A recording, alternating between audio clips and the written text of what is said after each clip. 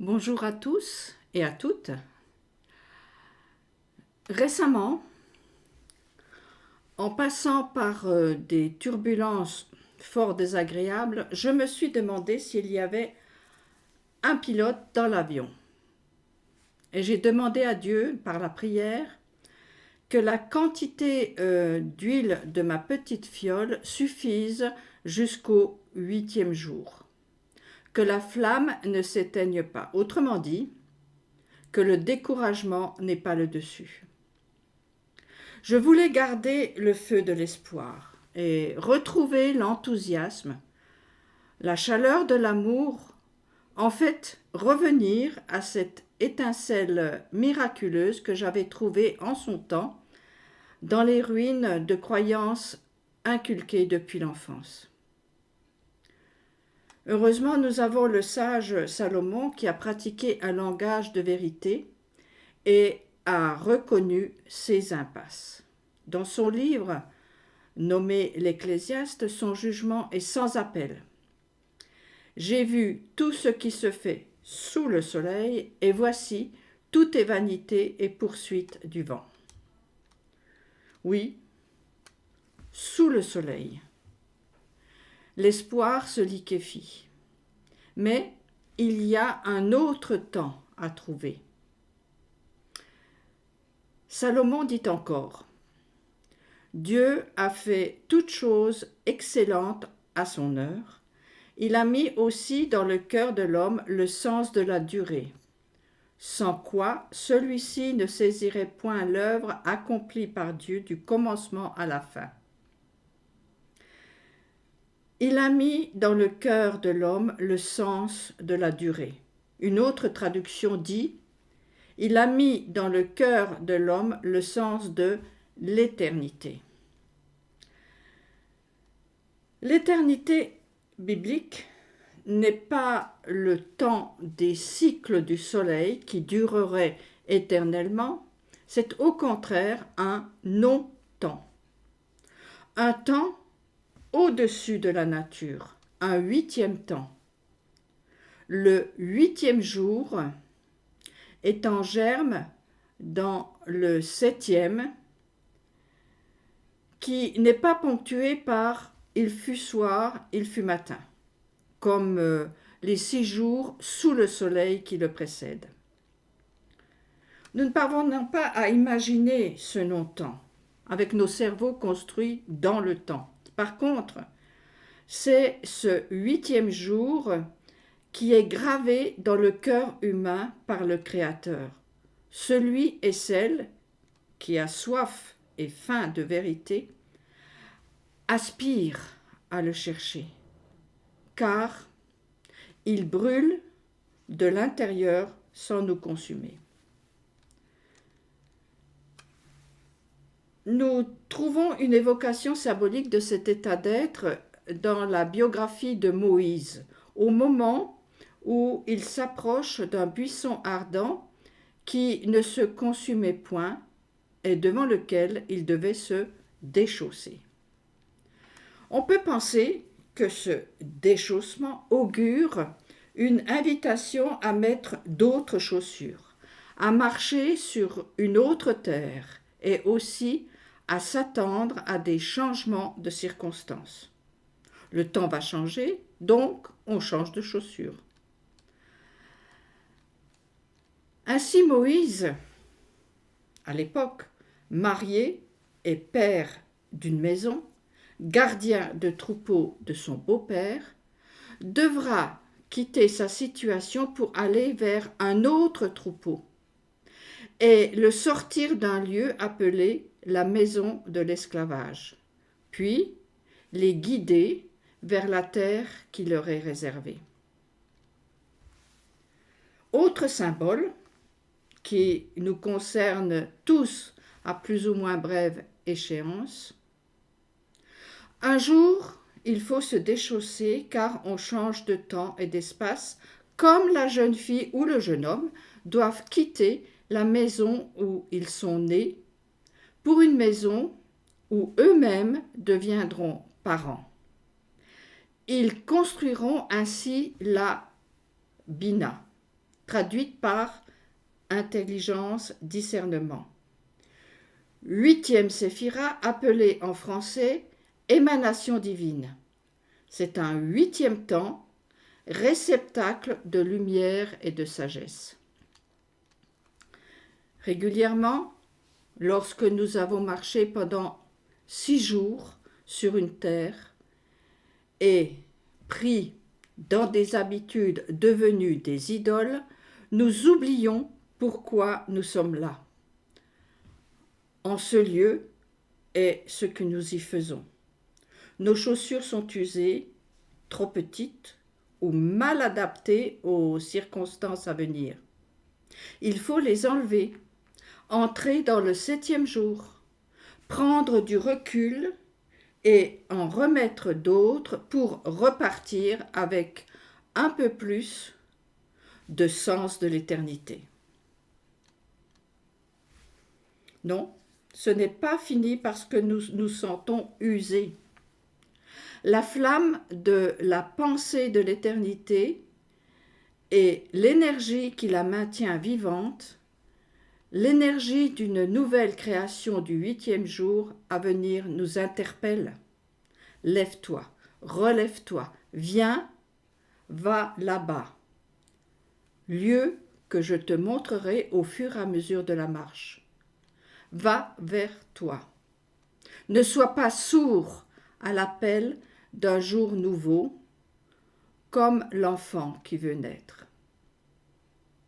Cela ne vient pas de l'extérieur, mais de l'intérieur, où c'est gravé par le Créateur. L'extérieur te donnera des solutions immédiates, dans l'urgence, qui court-circuitent le temps nécessaire à la germination, à la fructification, à la gestation du 8e jour. C'est ce qui s'est passé avec le serpent, qui est la voix venue de l'extérieur. Adam et Ève ont écouté son appel et n'ont pas vécu le 7e jour dans lequel le 8e jour se construit.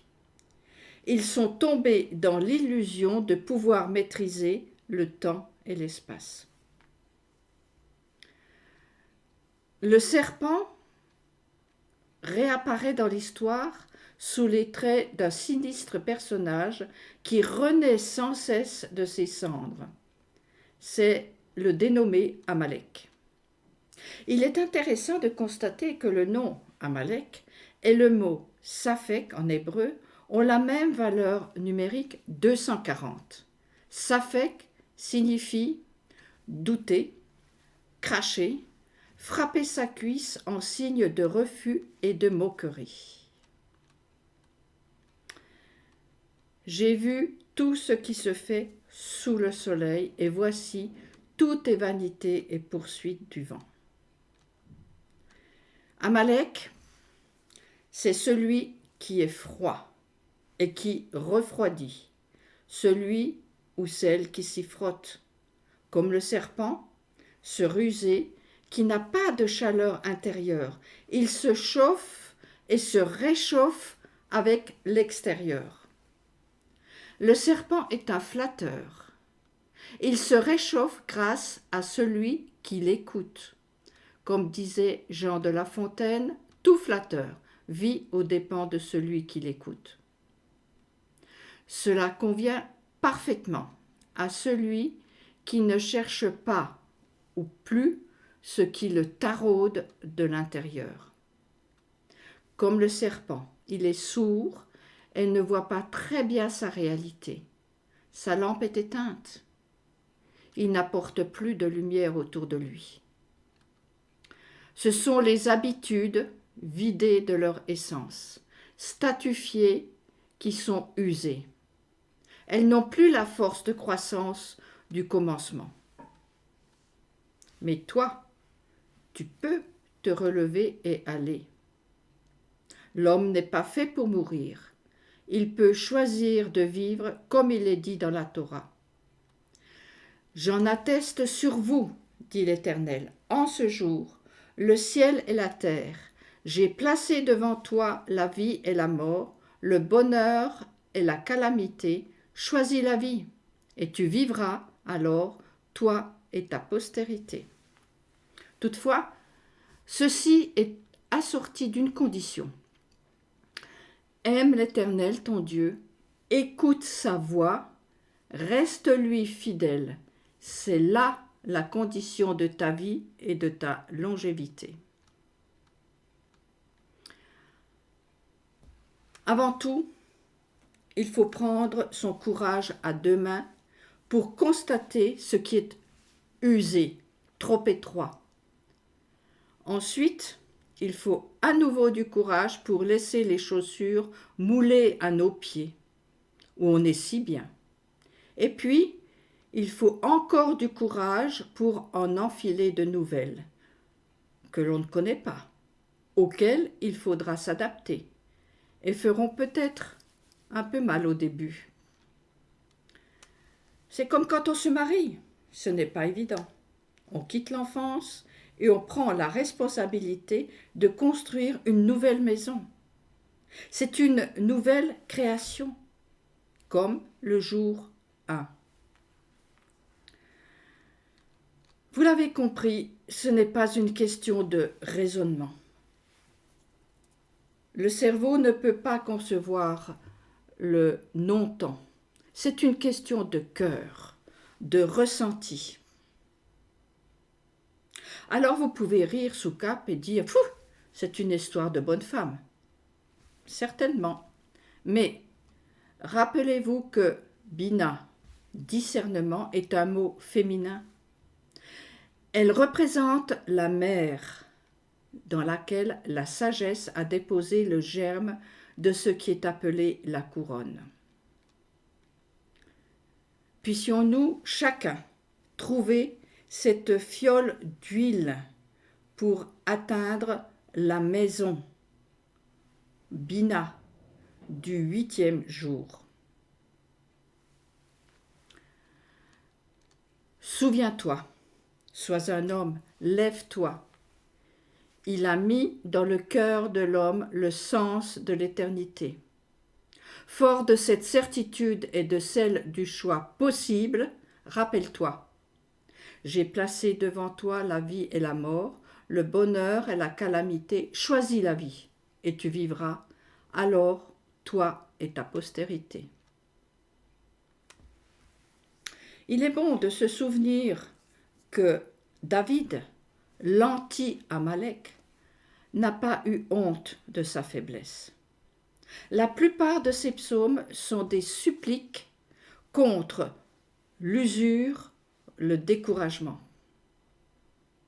C'est une faille dont il ne s'est pas départi, puisqu'à la fin de sa vie, il n'arrivait pas à se réchauffer. Et c'est une jeune fille qui l'a aidé. Il est dit, son histoire est ainsi. Le roi David était très âgé. On avait beau l'envelopper de couverture, il n'arrivait plus à se réchauffer. Ses familiers lui proposèrent de lui rechercher une jeune fille vierge qui soit à son service et le soigne. Elle dormira dans tes bras, lui dirent-ils. Ainsi mon seigneur le roi se réchauffera. On chercha dans tout le territoire d'Israël une belle jeune fille et l'on trouva Abishag, la Sunamite, que l'on fit venir auprès du roi. Cette jeune fille était vraiment très belle.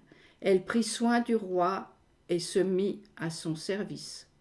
Mais le roi n'eut pas de relation conjugale avec elle. Abishag, la Sunamite, comme c'est étrange. Cela ne vous fait pas penser au Cantique des Cantiques? Le chant de l'amour, s'il en est.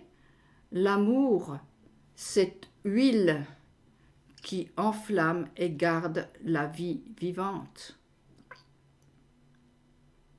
Moi, je terminerai par l'affirmation. Ta parole est un flambeau qui éclaire mes pas, une lumière qui rayonne sur ma route. Je suis extrêmement accablé, Éternel. Conserve-moi en vie selon ta parole. Bon courage à tous et à bientôt.